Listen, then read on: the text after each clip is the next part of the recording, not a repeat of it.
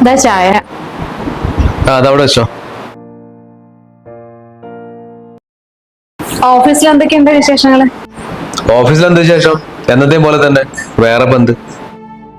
ഒരു വിശേഷമില്ല. എന്റെ front Nancy നിങ്ങളുടെ ഓഫീസിലല്ലേ വർക്ക് ചെയ്യുന്നത്?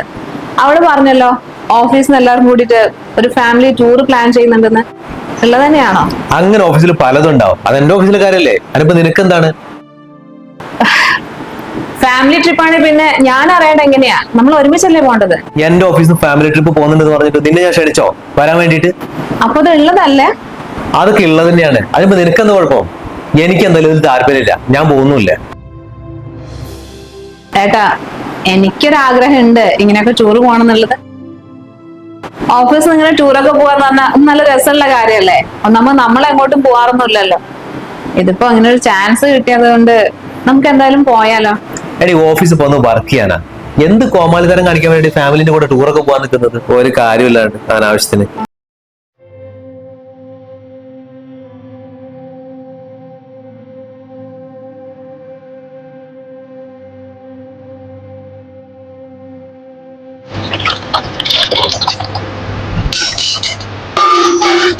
മഴ പെയ്യുന്നുണ്ടോ? തുണികളുണ്ടല്ലോ.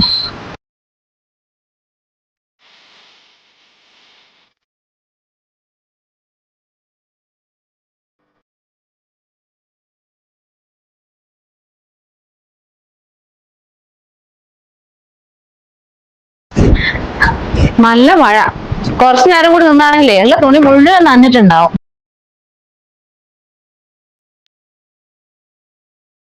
മഴക്കാലം കഴിഞ്ഞാലും ഇങ്ങനെ ഇടയ്ക്കിടയ്ക്ക് ഓരോരോ മഴ കിട്ടുന്ന വെച്ചാൽ സമാധാനമാണല്ലേ?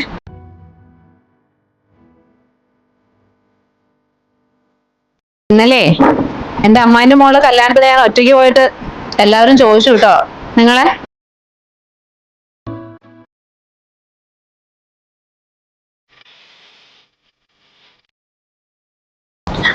അമ്മാവൻ അത്രയും വന്ന് പറഞ്ഞിട്ട് പോയതല്ലേ. അപ്പൊ നിങ്ങൾ പോകാന്നല്ലേ പറഞ്ഞത്.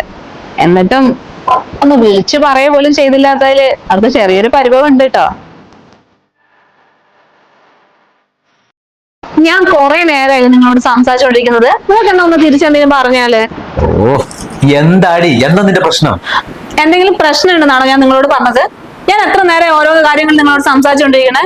നിങ്ങൾക്ക് തിരിച്ച് എന്തെങ്കിലും ഒന്ന് പറഞ്ഞൂടെ എന്നോട്? ഓ പിന്നെ, നിന്റെ ഓരോ കാര്യങ്ങള്.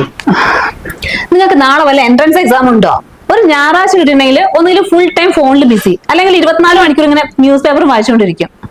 ഭാര്യനോട് മിണ്ടില്ല എന്ന വല്ല ബ്രദർ എടുത്ത് നടക്കുകയാണോ നിങ്ങള്? ഓ, നീ കുറെ നേരമായാലും ശല്യം ചെയ്യാൻ തുടങ്ങിയിട്ട്. ഞാനെന്താ ഞായറാഴ്ച ഇങ്ങനെ തുടിച്ചാടി നടക്കണം അവിടെ? ഓ, തുള്ളിച്ചാടി നടക്കുന്ന ഒരാള്. നിങ്ങൾ തുള്ളിച്ചാടി നടക്കൊന്നും വേണ്ട. നിങ്ങൾക്ക് വായ തുറന്നൊന്ന് മിണ്ടാലോ. ബാക്കിയുള്ള എല്ലാ ദിവസങ്ങളിലും രാവിലെ എഴുന്നേറ്റ് അങ്ങോട്ട് ഓഫീസിൽ പോകും. വൈകുന്നേരം വന്നിട്ടുണ്ടെങ്കിൽ TV മൊബൈൽ എന്ന് പറഞ്ഞാൽ നിങ്ങൾ അങ്ങോട്ട് ബിസി ആവും. ആകെ കിട്ടുന്ന ഒരു ഞായറാഴ്ചയാ. അന്നെങ്കിലും നിങ്ങൾക്കൊന്ന് മിണ്ടിയും പറഞ്ഞ് ഇരുന്നൂടെ? എനിക്കിവിടെ വേറെ ആരെങ്കിലും ഉണ്ടോ സംസാരിച്ചിരിക്കാൻ? എന്താടി ഇത്? നിന്നോട് എന്ത് സംസാരിച്ചോണ്ടിരിക്കാനാ? നീ എന്താ ഇന്നലെ ഇവിടെ കയറുന്ന ഗസ്റ്റോ ഇങ്ങനെ 24 മണിക്കൂർ സംസാരിച്ചോണ്ടിരിക്കാൻ? നീ ഇവിടെ തന്നെ ഇല്ലേ? പിന്നെ നിന്നോട് ഞാൻ എന്ത് വിശേഷം പറയാനാ പുതിയതായിട്ട്? നിങ്ങൾ എന്റെ ഭർത്താവല്ലേ? നിങ്ങൾക്ക് സ്വന്തം ഭാര്യനോട് ഒന്നും പറയാനില്ല. ഇനി ഗസ്റ്റ് ആണെങ്കിൽ മാത്രം നിങ്ങൾക്ക് എന്തെങ്കിലും മിണ്ടാനും പറയാനുണ്ടാവും. ഓ, എടി നിന്റെ ശരിക്കുള്ള പ്രശ്നം എന്താണ്? ഞാൻ നിന്നോട് വല്ല വഴക്കിനും വന്നോ? അങ്ങനെയാണെങ്കിൽ നീ ചൂടാവുന്നതിന് കാര്യമുണ്ട്. ഇതിപ്പോ ഞാൻ ഒന്നും പറയാണ്ട് എന്റെ കാര്യത്തോട് പേപ്പർ വായിച്ച് മിണ്ടാണ്ടിരിക്കുന്നു. അപ്പൊ നീ തല കയറാൻ വരിക? എടി, ആഴ്ചയിൽ ഒരു ദിവസമെങ്കിലും മനുഷ്യൻ സമാധാനത്തോടെ നിന്നോട്ടെ. ശല്യം ചെയ്യാനൊന്ന് മുമ്പ് പോവാൻ നോക്ക്.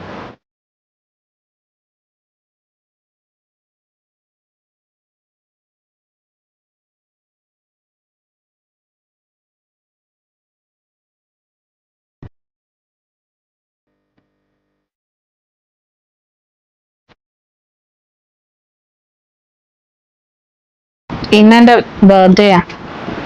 അതിനിപ്പോ എന്താ? അല്ല, വീട്ടിലാണെങ്കില് അച്ഛനും അമ്മയും കേക്കൊക്കെ മുറിച്ചിട്ട് ചെറുതായിട്ടൊന്ന് ആഘോഷിക്കായിരുന്നു. അതിനിപ്പോ ഞാൻ എന്ത് വേണം? ഇവിടെ ആഘോഷിക്കണം? അല്ല, ഞാൻ പറഞ്ഞേ ഉള്ളൂ. ആഘോഷില്ലെങ്കിലും അറ്റ്ലീസ്റ്റ് ഒന്ന് വിഷ് ചെയ്യാലോ.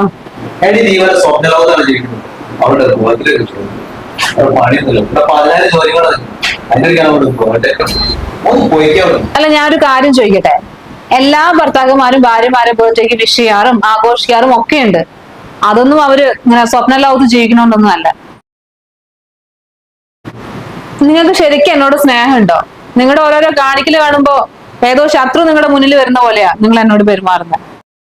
എടി സ്നേഹം ഉണ്ടെങ്കിൽ അത് മനസ്സിലുണ്ടായ പോലെ, അല്ലാണ്ട് സ്നേഹം ഉണ്ട് ഇങ്ങനെ കാണിച്ചുകൊണ്ട് വെക്കേണ്ട കാര്യം ഉണ്ടോ? ഒന്ന് വെറുപ്പിക്കാണ്ട് പോയിക്കാ അവിടുന്ന്. മനുഷ്യന് ശല്യം ചെയ്യാൻ വന്നിരിക്കുന്നു. ബേർഡേ ആണ് അത്ര ബേർഡേ.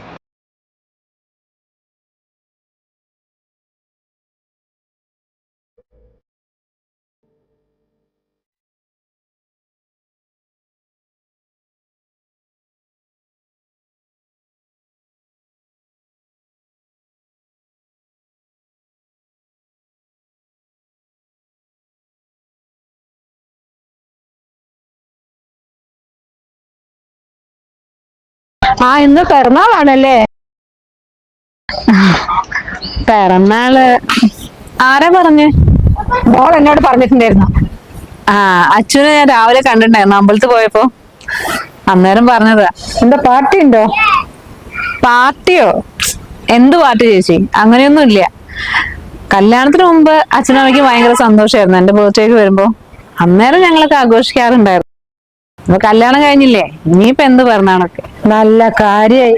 ഇനിയല്ലേ നിങ്ങൾ കൂടുതൽ ആഘോഷിക്കേണ്ടത്. അല്ല, ഇവിടെ ഏട്ടനും വലിയ താല്പര്യമൊന്നും ഉണ്ടാവില്ല. നീ അവനെ കൂടെ എന്തായാലും ഒന്ന് പറഞ്ഞു നോക്ക്. നിന്നെക്കാളും കൂടുതൽ സന്തോഷം അവനായിരിക്കാം. എന്നാ ശരിയാ, ഞാൻ ഇവിടെ ഒന്ന് പോകാനുണ്ട്.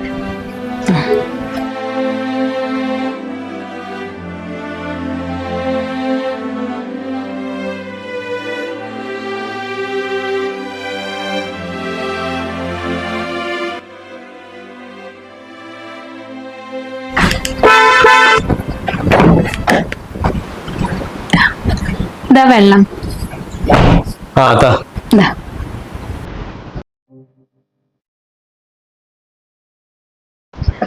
ഇന്ന് നേരത്തെ വരുമോ?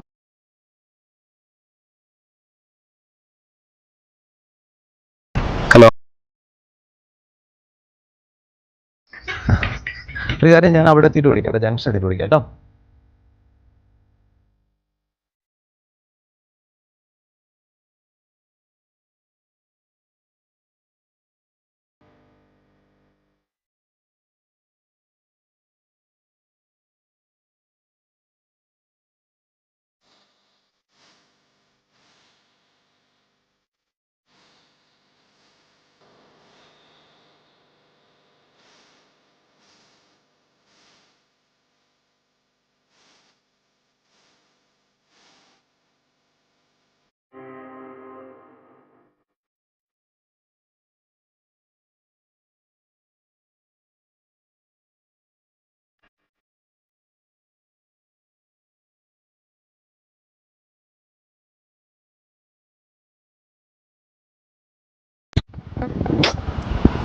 ഉണങ്ങിപ്പോയോ? അത് എത്ര താഴ്ച വളർന്ന ചെടിയായിരുന്നു.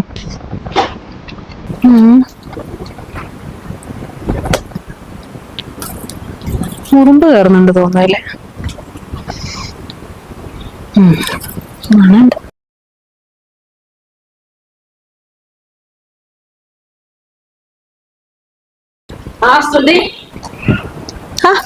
റീനേച്ചിയോ?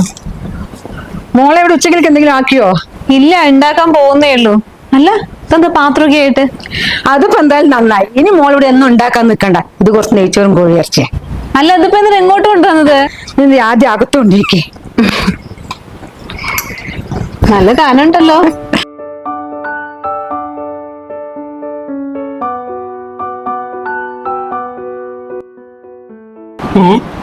ഇത് ഒരുപാടുണ്ടല്ലോ. അത് ശരി, വീട്ടിലുണ്ടാക്കിയത് മുഴുവൻ ഇങ്ങോട്ട് കൊണ്ടുവന്നോ? അല്ല റീനേച്ചി, ഇത് കൊറേ ഉണ്ടല്ലോ ചേച്ചി. വീട്ടിലുണ്ടാക്കിയത് മുഴുവൻ ഇങ്ങോട്ട് എടുത്ത് കൊണ്ടുവന്നതാ? ഉണ്ടാക്കിയത് മുഴുവൻ ഇങ്ങോട്ട് എടുത്തതാ. ഇന്ന് ഏട്ടന് ലീവാ. അപ്പൊ ഞാൻ വിചാരിച്ചു നെയ്ച്ചോറും കോഴിയിറച്ചി നാക്കാന്നുള്ളത്. അപ്പോഴാണ് ഏട്ടൻ പറഞ്ഞ് ടിക്കറ്റ് ബുക്ക് ചെയ്തിട്ടില്ല, വേഗം സിനിമയ്ക്കോ റെഡിയാകുന്നുള്ളത്. പിന്നെ എന്തായാലും പോയി കഴിഞ്ഞാൽ ഉച്ചക്കലത്തെയും രാത്രിത്തെ ഭക്ഷണമൊക്കെ പുറത്തുനിന്നായിരിക്കും. അത് കാരണം ഞാൻ വേഗം ചോറ് വെച്ച കേട് വന്നു പോലെ വേഗം ഇങ്ങോട്ട് കൊണ്ടുവന്നതാ. റിനേഷിന്റെ കല്യാണം കഴിഞ്ഞിപ്പോ 10-15 വർഷമായിട്ടുണ്ടാവില്ലേ? ഇപ്പോഴും നിങ്ങൾ ഒരുമിച്ച് ഇങ്ങനെ സിനിമയ്ക്ക് പോകലും പുറത്ത് ഭക്ഷണം കഴിക്കലൊക്കെ ഉണ്ട്? പിന്നല്ലാതെ കല്യാണം കണ്ട് 25 വർഷം എന്ന് പറഞ്ഞ വർഷങ്ങളല്ലേ പോകുന്നുള്ളൂ. ഞങ്ങൾ മാറിയിട്ടില്ലല്ലോ. ഞങ്ങളുടെ സ്നേഹവും സന്തോഷവും അന്നത്തെ കാലം ഇപ്പോഴും കുറെ കൂടി കൂടിയിട്ടേ ഉള്ളൂ. പറ്റുമ്പോഴൊക്കെ ഞങ്ങൾ പുറത്തു പോകും, മാക്സിമം എൻജോയ് ചെയ്തിട്ട് തിരിച്ചു വരുള്ളൂ. കാണാൻ പറ്റുന്ന സ്ഥലങ്ങൾ മുഴുവൻ ഞങ്ങൾ ഒരുമിച്ച് കണ്ടിട്ടുണ്ട്. അഥവാ ഏട്ടൻ വീട്ടിലുള്ള ദിവസങ്ങളിലാണെങ്കിൽ ഞങ്ങൾ ഒരുമിച്ച് ഭക്ഷണം ഉണ്ടാക്കി കഴിച്ച് പഴയ കഥകളൊക്കെ ഇങ്ങനെ പറഞ്ഞ് അങ്ങനെ എൻജോയ് ചെയ്തങ്ങ് ഇരിക്കും. നിങ്ങളെ പോലുള്ള ചെറുപ്പക്കാരും കൂടെ എന്റെ കഥ ഞാൻ എന്ത് പറയാനാ? നിങ്ങൾ ഇതിനെയും വെച്ച് അടിച്ചു വിളിക്കുന്ന ടീമുകളായിരിക്കും. പിന്നെ മോളെ, ഞാൻ പോകട്ടെ കേട്ടോ, ഏട്ടൻ എന്നോട് വെയിറ്റ് ചെയ്യുന്നുണ്ടാവേ. മൂപ്പർ പുറത്തു പോകാൻ പുറപ്പെട്ട പിന്നെ എന്നെ വെച്ച് തിരക്കാ. എന്നാ ശരിയേ.